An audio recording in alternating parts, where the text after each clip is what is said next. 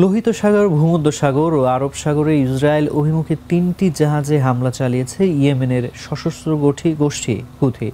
শুক্রবার টেলিভিশনে দেওয়া এক বিবৃতিতে এই দাবি জানান ইরান সমর্থিত এই গোষ্ঠীর সামরিক মুখপাত্র ইয়াহিয়া সারি।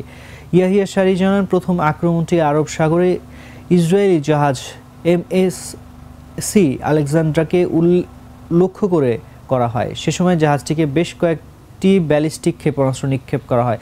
দ্বিতীয় আক্রমণটি হুথির নৌবাহিনী, বিমান বাহিনী ও ক্ষেপণাস্ত্র বাহিনীর সমন্বয়ে করা হয়।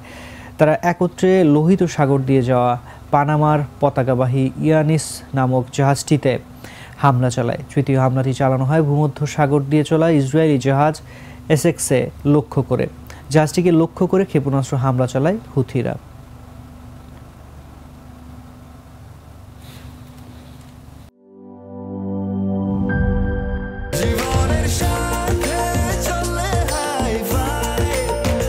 স্বাস্থ্যকর অল টাইম ফ্যামিলি কেক, সব সময় অল টাইম হেলদি লাইফ।